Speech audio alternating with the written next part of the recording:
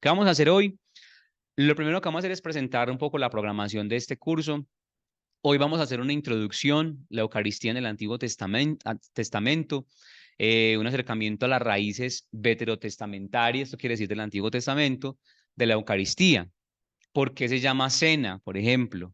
¿Por qué se llama sacrificio?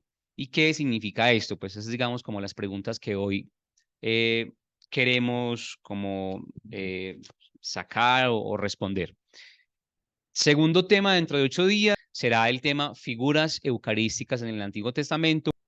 Y luego el tercer tema va a ser el sacrificio de Cristo, basándonos en la carta a los Hebreos, que es una de las cartas del Nuevo Testamento que hace mucho énfasis o sea, lo que hace la carta a los Hebreos es muy interesante porque es una lectura del Antiguo Testamento a la luz de lo que hizo Jesús. Entonces es una especie como de actualización del mensaje, de la obra de Jesús leyendo el Antiguo Testamento. Entonces dice, es un sumo sacerdote. Jesús es el sumo y eterno sacerdote, que también es altar y que también es ofrenda. Entonces ahí, digamos, hay unos elementos muy interesantes para hablar de la Eucaristía.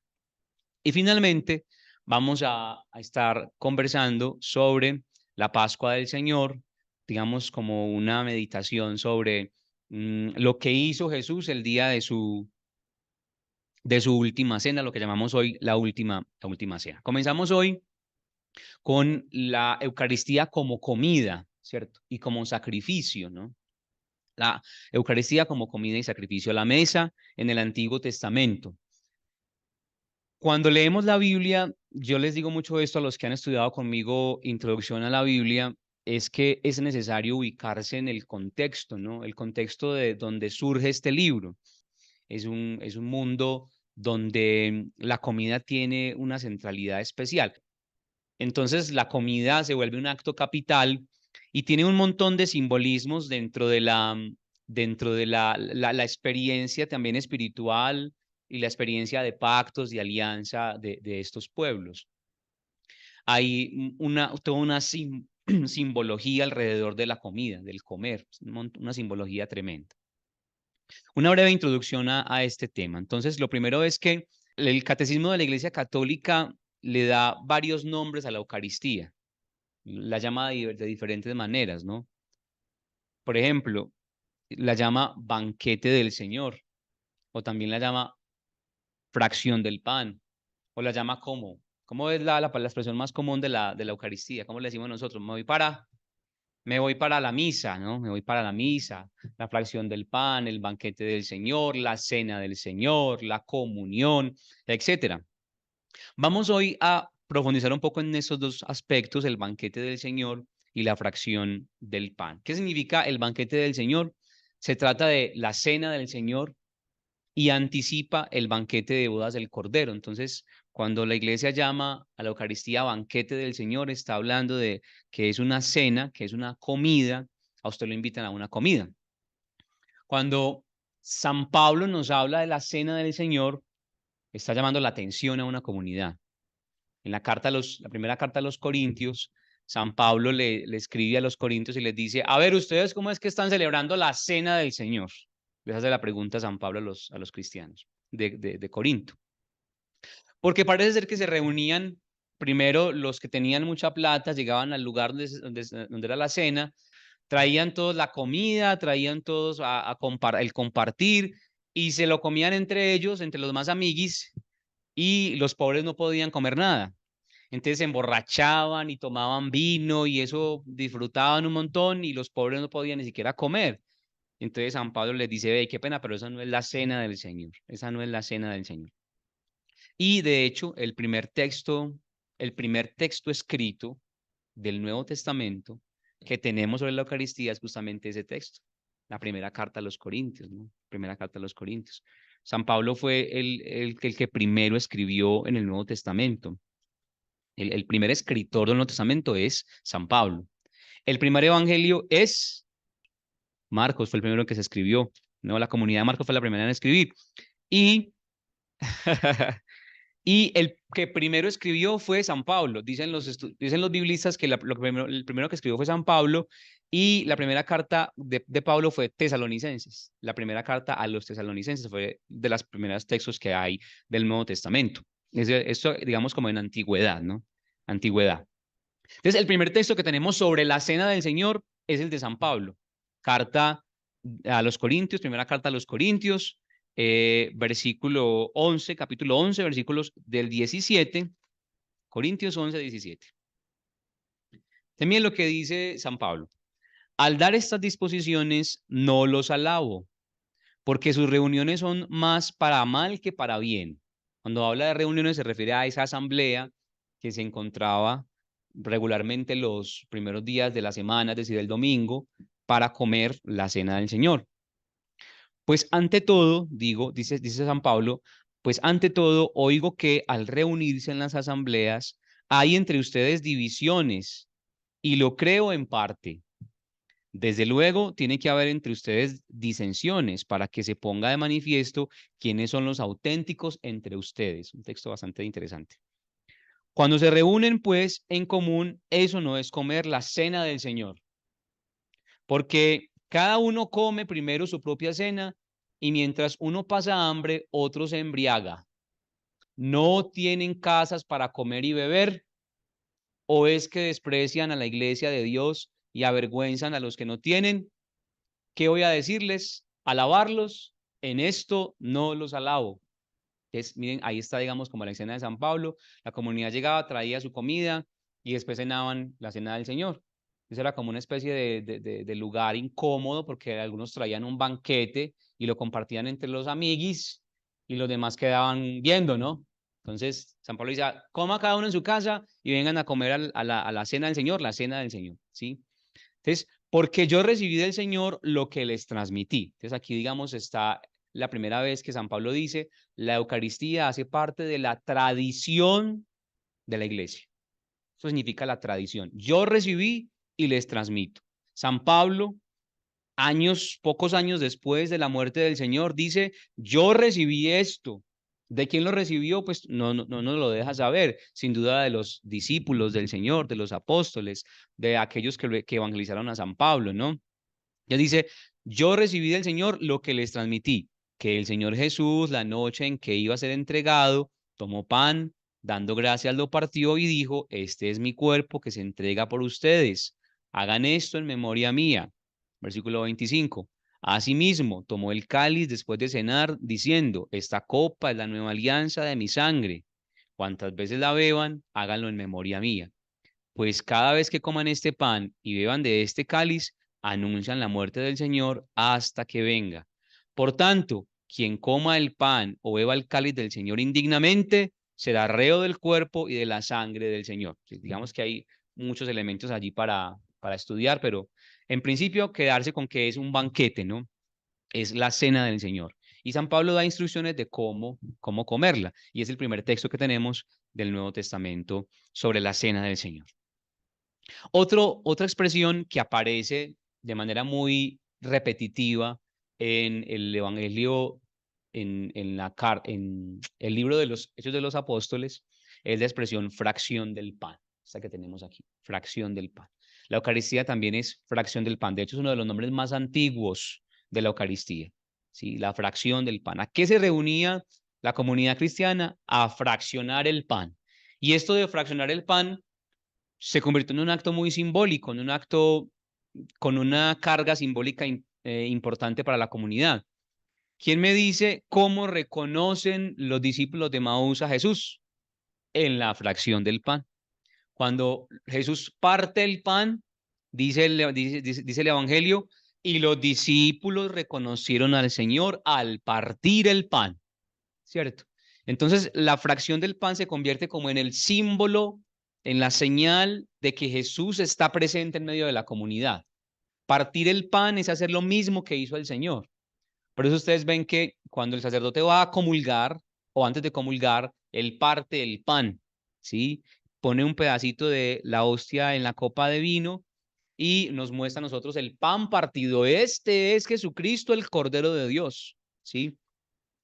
Durante toda la consagración no se muestra a Jesús el pan partido, solamente en ese momento. Este es el Cordero de Dios. ¿Por qué? Nos está mostrando el pan fraccionado, el pan partido. Jesús es el pan partido. Entonces, la fracción del pan es una de las expresiones que más habla de la Eucaristía en cuanto a presencia de Jesús, presencia del Señor. ¿Por qué? Porque Él nos dijo, cuando partan el pan, acuérdense de mí. Y luego Lucas nos dice, ¿lo reconocen cuando? Al partir del pan, ¿sí? Solamente al partir del pan se reconoce a Jesús. Y eso tiene, digamos, también una carga simbólica muy bonita porque es también que la Eucaristía es una experiencia también solidaria de compartir algo con los otros, etcétera. Que cuando se parte el pan y Jesús dice, soy el pan, entonces es como que Jesús dice, esto es el signo de mi sacrificio, ¿no? Ahora vamos a entrar un poquito como en el tema de la comida, la cena, la mesa del Señor. ¿Qué significa que sea comida, que sea mesa del Señor? Entonces, el primer elemento es que la comida en el Antiguo Testamento, como en la vida de los hombres de todos los tiempos, es un gesto capital, fundamental, y los banquetes ocupan en la imaginación del hombre bíblico un lugar considerable. Cada vez que se habla de una relación de amistad con Dios, se habla de una especie de banquete, ¿no? Por ejemplo, Jeremías nos habla del banquete del Señor. Y me gustan mucho las imágenes de banquete de Isaías, porque él dice que en los tiempos mesiánicos lo que Dios va a hacer es un banquete, ¿no? Cuando el Mesías se aparezca, Dios va a convocar a todos los pueblos y va a hacer un banquete con manjares suculentos, exquisitos, y va a hacer una fiesta, ¿no? Entonces la relación con Dios se da en un banquete también. No sé si alguno de ustedes ha leído alguna vez el libro del Génesis, si no estoy mal es el capítulo 16, cuando se nos habla de un encuentro muy especial entre Abraham y Dios. Dios se le aparece a Abraham, capítulo, capítulo 18, Génesis 18. Dios se le aparece a Abraham y comienza pues, es un texto realmente muy bonito, muy significativo. Comienza diciendo lo siguiente, se le apareció, Génesis 18, se le apareció el Señor a Abraham en la encina de Mambré, estando él sentado a la puerta de su tienda en lo más caluroso del día. Levantó los ojos, vio que había tres individuos parados a su lado. Inmediatamente acudió desde la puerta de la tienda a recibirlos, se postró en tierra y dijo, Señor mío, si te he caído en gracia, no pases de largo cerca de tu servidor. Que traigan un poco de agua, se lavan los pies y se recuestan bajo este árbol, que yo iré a traer un bocado de pan. Un bocado de pan. Miren pues lo que dice. Y repondrán fuerzas. Luego pasarán delante, que para eso han acertado pasar junto a ese servidor de ustedes. Dijeron ellos, hazlo como has dicho. Abraham se dirigió presuroso a la tienda a donde Sara y le dijo, apresta 3 arrobas de harina, que para hacer un bocado, ¿no? 3 arrobas de harina, decémola, amasa y haz unas tortas. Abraham, por su parte, acudió a la vacada, apartó un ternero tierno y hermoso y se lo entregó al mozo, que se apresuró a aderezarlo. Luego tomó cuajada y leche junto con el ternero que había aderezado y se lo presentó manteniéndose en pie delante de ellos bajo el árbol. Así que hubieron comido. La relación de Abraham, el que se aparece a Abraham es Dios, ¿no? Dios, bajo la figura de 3 peregrinos. Es un texto realmente muy bonito, todavía lo podríamos también meditar un poco. Y entonces dice el texto que toda esa relación de Abraham con los visitantes se da en un contexto de ¿qué? De comida. Es la comida, ¿cierto? Entonces, en el Antiguo Testamento la comida tiene una relación muy íntima en la relación que tenemos con Dios, ¿sí? Al comer también podemos relacionarnos con Dios. Además de eso, es un lugar familiar, ¿no? Entonces, la comida reúne a la familia se reúne para comer. Allí la familia toma conciencia de sí misma. Hay, digamos, un montón de textos en los que estando en la comida uno se da cuenta de quién es quién, ¿no? Entonces la comida es el momento para también relacionarse con los otros. De hecho, mire, nosotros cuando tenemos que hacer queremos como empatizar con alguien, o hacer alianzas con alguien o tener una mejor relación, vamos a comer, ¿no? Te invito a comer un cafecito, o a mi casa te invito a comer, ¿no? Es una manera también como de hacer familia, ¿no? Todo acuerdo bilateral, es decir, todo acuerdo tipo alianza, queda sancionado por una comida hecha en común. En el Antiguo Testamento es común que hacemos un pacto, entonces sellamos este pacto y nos ponemos a comer, ¿no? Decían esos días el padre de Fidel Oñoro que, que la mejor manera de hacer alianza con alguien es comiendo, porque cuando uno está comiendo, barriga llena, corazón contento, ¿no? Entonces, que si uno le quiere pedir un favor a alguien, invítelo a comer antes y después dígale, vea, hagamos este pacto y sin duda le va a decir que sí, ¿cierto? Pero en realidad es así, o sea, la cena, el comer también se hace como el lugar donde se sellan, donde se pactan alianzas. Ya van entendiendo por qué también Jesús nos invita a comer, ¿no? La Eucaristía es comida y como es comida, pues ahí nos invitan a alimentarnos y alimentarnos también para sellar una alianza. Otro aspecto, la asociación que nace de un contrato se comprende como una extensión de la familia. Es una imagen que no tenía muy presente y me pareció muy bonita ahorita que estaba investigando sobre la Eucaristía. Los contratantes se llaman en adelante hermanos, ¿sí? Hay un dicho popular que expresa lo siguiente: cada uno es lo que come, ¿no? Uno es lo que come. Y entonces esta imagen es muy profunda porque dice, cuando nos sentamos todos a comer lo mismo, pues nos alimentamos de lo mismo y hacemos parte de una familia. Por eso para el judaísmo es tan delicado con quién se comparte la cena. En el mundo judío no se puede comer con cualquiera. Un judío no come con cualquiera. Si usted invita a un judío a comer a su casa y el primero le pregunta, ¿y usted de dónde es? ¿Usted qué familia es? ¿Sí? ¿Y ustedes qué comen? ¿Eh? Y si no le gusta y si se da cuenta que no comulga con usted, no le tiene ningún tipo de reserva en decir, qué pena, yo me retiro. Porque la comunión de mesa, es decir, el compartir la mesa con otra persona me hace semejante a ti. Por eso la crítica de los fariseos y maestros de la ley a Jesús tiene mucha relevancia. Porque es que este come con pecadores. Este come con pecadores y con publicanos. Este come con pecadores y los recibe. O sea, comer con alguien me hace parecido, me hace semejante, me hace hermano de esa persona. Entonces, cuando compartimos la mesa, me hago hermano del otro. Miren qué bonito eso, porque la Eucaristía es una mesa, es una comida que nos hace hermanos. Muchas veces uno lo experimenta, ¿no? Cuando uno va a la Eucaristía y está enojado con la pareja o con los hijos o tiene algún problema y comulgamos, uno va sintiendo que como que se menguan las iras, ¿no? ¿Cierto? ¿Por qué? Porque es una comunión de mesa. Y otro elemento es que compartir el mismo alimento que da vida hace que todos se hagan hermanos, parte de una misma carne. Lo que comemos nos convierte en una misma familia.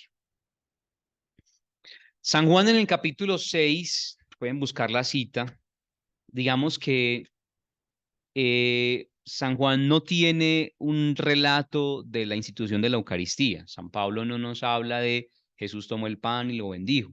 Entonces, los sinópticos son los que hacen esto. Mateo, Marcos y Lucas nos traen digamos, una narración de cómo se instituye la Eucaristía, pero San Juan no lo hace. A cambio, San Juan nos trae todo un discurso. Bueno, y en su lugar también nos habla nos da una narración, que es la narración del lavatorio de los pies,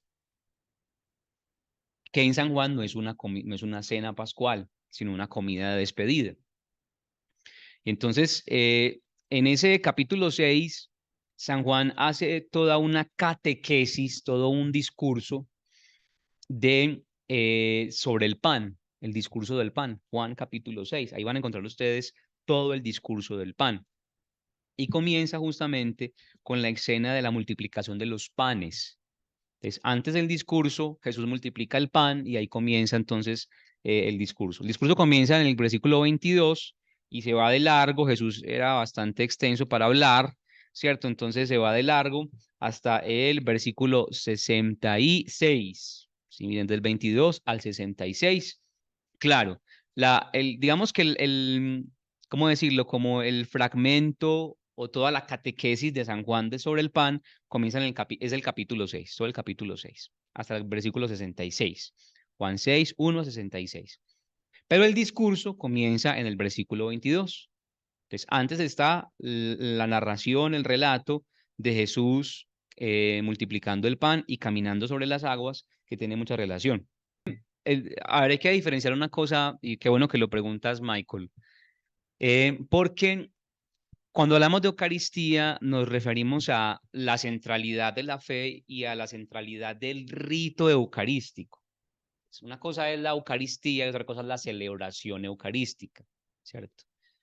La celebración eucarística es celebración de la Eucaristía y está, digamos, precedida de todo un ritual, precedida de todo un ritual. ¿Cuál es el ritual?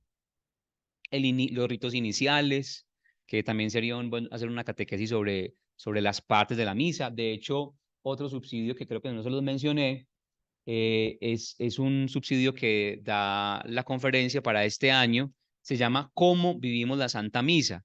Y es una recolección de las catequesis de Francisco, del Papa Francisco, yo es que Francisco, todo confianzudo, del Papa Francisco, sobre la Eucaristía, ¿no? Entonces, aquí habla sobre las partes de la misa, ¿sí? Las partes del rito eucarístico. Entonces, la Eucaristía es eso que tú dices, la fracción del pan, el comer del cuerpo del Señor, todo ese, como a partir de la consagración que se vuelve el centro justamente de la celebración. Pero el rito eucarístico, la celebración eucarística está llena de un montón de símbolos y de momentos. Entonces, los ritos iniciales, la lectura de la palabra, la explicación de la palabra, ¿cierto? Y como todo esas expresiones celebrativas de la Eucaristía, más bien, expresiones celebrativas de la Eucaristía. Pero el centro es la Eucaristía, o sea, el centro es el pan partido. San Juan, justamente cuando va a hablar de la Eucaristía, lo primero que nos dice es que Jesús es el pan partido y el pan repartido para todos, ¿cierto? Entonces dice que Jesús alimenta a 5.000 hombres, sin contar mujeres y niños. Miren cómo procede Jesús, para hacer como un poquito de énfasis en lo que dice Michael sobre la fracción del pan. Juan 6:11, busquen ahí, Juan 6:11. Dice, tomó entonces Jesús los panes y después de dar gracias, los repartió entre los que estaban recostados y lo mismo los peces, todo lo que quisieron. Cuando se saciaron, dice a los discípulos, recojan los trozos sobrantes para que nada se pierda. Ahí está, digamos, como el símbolo eucarístico es repartir el pan, ¿no? Entregar el pan. Y después de eso hay toda una catequesis, un discurso más bien, de Jesús sobre el pan. ¿Qué dice Jesús? Yo soy el pan. Yo soy el pan bajado del cielo. Y además de eso, hay un énfasis, que por eso traje esta cita, versículos 58, 51 a 58, dice lo siguiente. Yo soy el pan vivo bajado del cielo. Si uno come de este pan, vivirá para siempre. Y el pan que yo le voy a dar es mi carne para la vida del mundo. Discutían entre sí los judíos y decían, ¿cómo puede éste darnos a comer su carne? Jesús les dijo, en verdad les digo, si no comen la carne del Hijo del Hombre y no beben su sangre, no tienen vida en ustedes. El que come mi carne y bebe mi sangre tiene vida eterna, y yo le resucitaré en el último día. Versículo 55, atención.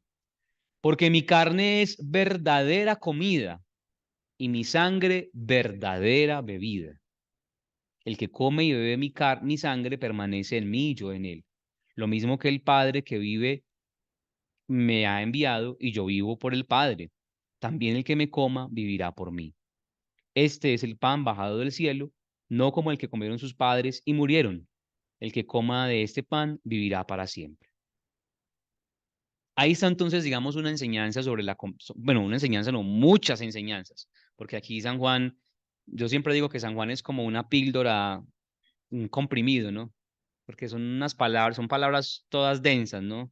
Cada palabra de San Juan es para un retiro, ¿no? Porque es sumamente denso, ¿no? Pero digamos, la frase central que quiero que meditemos es, porque mi carne es verdadera comida y mi sangre es verdadera bebida. Es decir, nos está hablando aquí San Juan que para la comunidad cristiana, para, el- para la experiencia de comulgar con el cuerpo y la sangre con el cuerpo y la sangre de Jesús, es importante comprender que estamos hablando de una comida, que Jesús se hace comida, que Jesús se hace comida. Incluso lo dice, es verdadera comida. O sea, cuando usted comulga está verdaderamente comiendo el cuerpo de Jesús. Y uno muchas veces, no sé, como que no alcanza, no tanto a comprenderlo, porque tal vez sí lo comprendemos. O sea, uno sí puede, "No, es que es el cuerpo de Jesús". Y de hecho uno va y le dicen, cuerpo de Cristo, y uno dice, amén. Uno sí más o menos lo comprende. Pero no se trata de comprenderlo, sino de asimilar. Sí, la comida, miren que es una expresión muy bonita porque la comida no se comprende, la comida se asimila. Usted no dice, ay, comprendí las humitas o comprendí el mote que me comí esta mañana. No, usted no comprendió nada, usted lo está asimilando, ¿sí? La palabra es un poco más vulgar, la estoy digeriendo, saborear y digerir. O sea, la comida no es para comprender, es para digerir, para saborear y para digerir.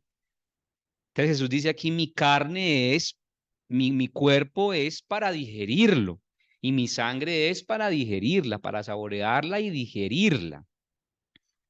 Entonces yo pienso que nosotros sí comulgamos y de hecho lo hacemos y el Señor hace su obra, ¿no? Porque el sacramento es sacramento y hay una cosa que se llama la gracia, la gracia operandi o la gracia gratis dada o la gracia. Esa es la gracia de Dios. O sea, Dios siempre obra a pesar de que no, de nuestra incomprensión o de nuestra falta de asimilación, Dios siempre obra. O sea, ustedes no se preocupen. O sea, sí, de manera, a veces lo que sí pide la Biblia es, digamos, hacerlo en gracia de Dios, hacerlo, digamos, con disposición, hacerlo libre de pecado, en la medida de lo posible, pero eh, a veces no alcanzamos a asimilarlo del todo y sin embargo Dios obra, Dios obra. Dios está obrando en la vida de las personas, así no se den cuenta. Pero creo que desde estas meditaciones será bueno no ir a la comunión con una disposición distinta. Asimilar distinto la comida, asimilar distinto la comida, que es el cuerpo y la sangre del Señor. Aquí está diciendo Michael que hay santos que vivieron solamente de la Eucaristía, es verdad. No solamente santos, sino un montón de beatos y un montón de místicos. Durante muchísimos años, voy a apagar un momentico la cámara, durante muchísimos años vivieron solamente de la Eucaristía, no se alimentaron de nada más.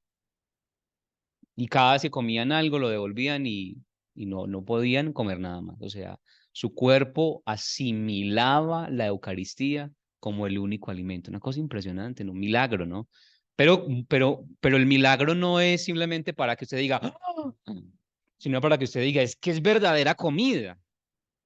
¿Sí? Y usted que va y comulga y sale a comerse una fritada completa, sí, Dios mío, ¿no? ¿Por qué? No, y piénselo desde otra lógica, usted va y comulga, usted y yo vamos y comulgamos y salimos a buscar otras cosas que nos llenen, ¿no? Que llenen nuestra alma, que ese es, digamos, como el sentido del signo, ¿no? O sea, el signo, miren, los milagros eucarísticos, para de una vez para decirlo aquí, el milagro eucarístico, como lo que acaba de mencionar Michael, de la gente que simplemente se alimentaba de la Eucaristía, es un milagro eucarístico realmente. A muchos incluso ellos se les convertía la comunión en carne estando todavía en la boca, se les convertía en carne y en sangre. cuando se convierte la hostia en sangre, en la custodia o en el copón, o los múltiples milagros eucarísticos que flota la hostia, todo eso simplemente son signos. Son signos. ¿Signos de qué? De una cosa natural que vivimos todos los días los cristianos que se llama la comunión, ¿no? Y es para que usted y yo como que empecemos a tomar conciencia de esa presencia real de Jesús en la Eucaristía. Jesús siempre quiere llamar la atención de este tipo, de esa manera, ¿no? Son signos, sí, son signos de la presencia real de Jesús. Entonces, digamos que es verdadera comida, dice San Juan. Así llama a la Eucaristía San Juan. Y voy a terminar solamente con esto, solo lo voy a mencionar de manera rápida para que no nos hagamos muy largos hoy. Eh, la mesa sacrificial, o sea, es una comida, pero la Eucaristía también es una mesa sacrificial, es una mesa donde se está viviendo un sacrificio. ¿Quién sabe, quién sabe cuál es la diferencia entre acto o sacrificio cruento y sacrificio incruento? La diferencia entre sacrificio cruento e incruento. A ver los que están ahí en línea. Si alguien sabe, que busque en Google a ver rapidito ahí. Sacrificio cruento e incruento. Hay dos tipos, por así decirlo, de sacrificio, de manera general, dos tipos. El primero es el sacrificio cruento, es decir, que es con sangre, ¿sí? Con sangre. Sacrificio de un animal, ¿cierto? Etcétera, con sangre. Y el incruento es sin sangre. La Eucaristía es un sacrificio cruento o incruento. Es incruento. El sacrificio cruento es un sacrificio donde hay derramamiento de sangre sobre el altar o en... Entonces, cuando hay sangre, es el sacrificio cruento. Y el incruento es cuando se hace simplemente el sacrificio de algo donde donde no se necesita sangre, ¿no? Por ejemplo, te ofrezco mi vida, Señor, me sacrifico por ti, me entrego por ti, es un sacrificio incruento. Y en la Eucaristía no hay derramamiento de sangre, o sea, en Israel cuando se celebraba la Pascua, todo el mundo llevaba su ofrenda para sacrificar, o cuando se hacían los sacrificios, por ejemplo, expiatorios, vamos a verlos, se mataban miles y miles y miles de vacas, de toros, se mataban, y es un chorro de sangre, o sea, era una cosa, un río de sangre impresionante en todo el templo, ¿sí? Y olía horrible el templo, porque era lleno de sangre, y era un matadero, ¿no? Entonces, ese es el sacrificio cruento. Otra cosa es el incruento. La Eucaristía es incruento. No hay derramamiento de sangre, sino que se ofrece el vino y el pan y el Señor, Dios Padre, convierte el vino en la sangre de Jesús. O sea, a la larga, el que ofrece, el que entrega, el que le entrega al mundo es el Padre. La Eucaristía tiene como esa doble dimensión. El hombre le entrega a Dios lo que puede y Dios le devuelve todo lo que tiene. ¿Sí? Es, digamos, como esa doble dimensión.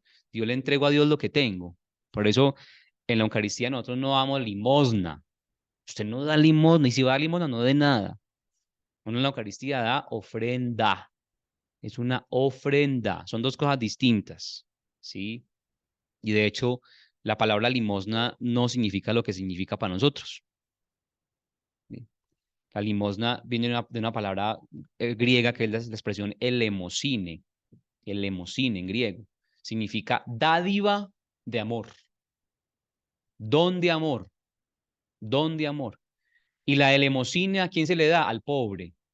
Pero es una dádiva de amor, no para que no me moleste en el carro, no para que vea, para que coma. No, la elemosina es un don que yo te doy porque te amo y quiero que estés mejor.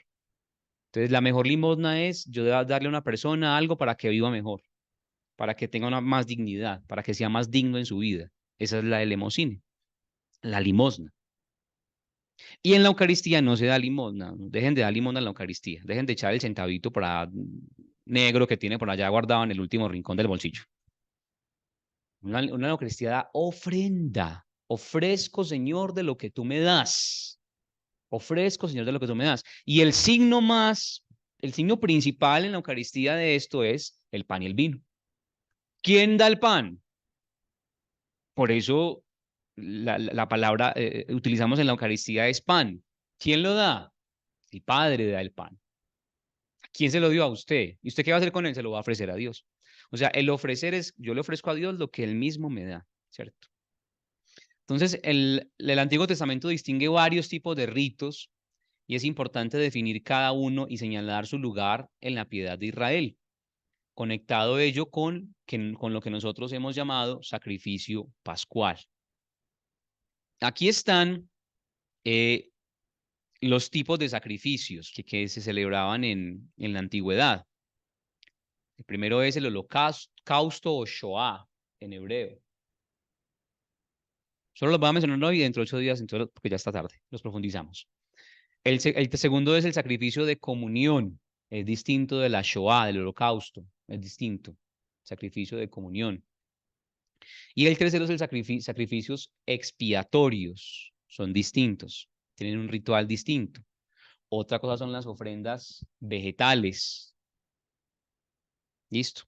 Entonces, dentro de 8 días, ya que ustedes hablan tanto y no dejaron avanzar, eh, hablamos entonces de estos tipos de sacrificios. Listo.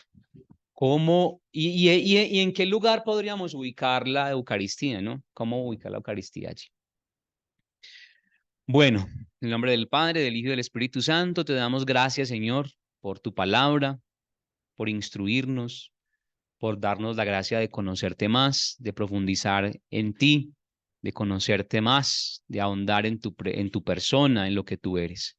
Te damos gracias por tu amor, por tu generosidad y te pedimos, Señor, que sigas obrando en nosotros de manera extraordinaria y dándonos tu paz. Te lo pedimos, Padre, por Jesucristo nuestro Señor. Amén. En nombre del Padre, del Hijo y del Espíritu Santo.